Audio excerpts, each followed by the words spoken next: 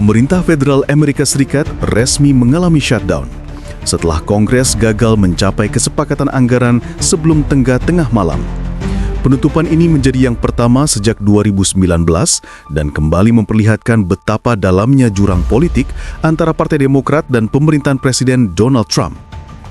Perselisihan mengenai subsidi layanan kesehatan di bawah Affordable Care Act atau Obamacare menjadi pemicu utama, dan kini dampaknya merambat ke berbagai sektor kehidupan masyarakat. Sejak Rabu pagi, ratusan ribu pegawai federal harus menerima kenyataan pahit. Mereka dirumahkan tanpa kepastian kapan akan kembali bekerja.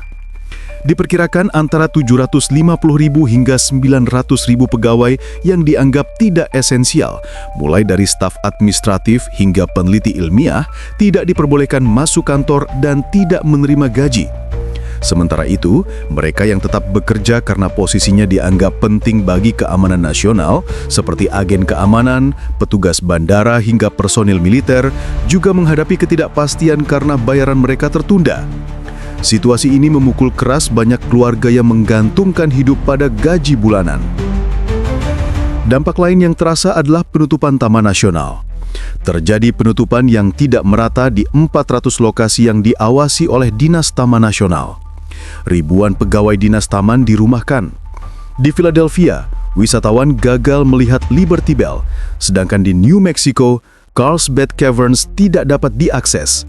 Beberapa area seperti jalan setapak dan tugu peringatan tetap terbuka, namun pengunjung dibiarkan tanpa peta atau bantuan petugas. Jajak pendapat pun memberikan hasil yang beragam terkait dengan opini publik. Survei yang dilakukan berbagai lembaga menunjukkan perpecahan persepsi.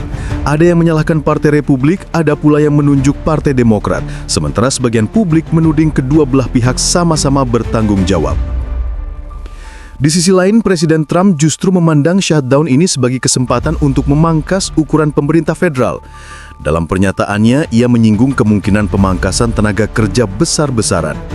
Wakil Presiden J.D. Vance bahkan menegaskan perlunya triase untuk menentukan siapa yang harus diberhentikan.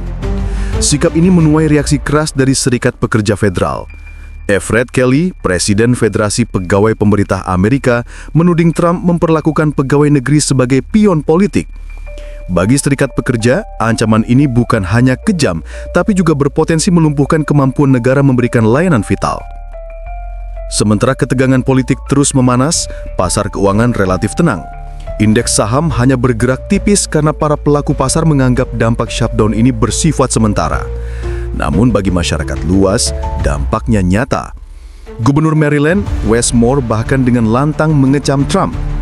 Ia menegaskan bahwa menjaga pemerintah tetap berjalan seharusnya tidak dilakukan dengan mengorbankan akses layanan kesehatan maupun membebani rakyat dengan premi asuransi lebih tinggi. Ia mengingatkan bahwa semakin lama penutupan berlangsung, semakin besar kerugian yang akan ditanggung negara bagian. Infrastruktur bisa tertunda, keluarga militer beresiko tidak menerima gaji dan usaha kecil pun akan terpukul. Krisis ini tidak sekadar menyingkap perdebatan soal anggaran, melainkan juga memperlihatkan perpecahan ideologis mendalam di Amerika Serikat tentang peran negara dalam menjamin layanan kesehatan, arah kebijakan ekonomi, hingga masa depan pegawai federal.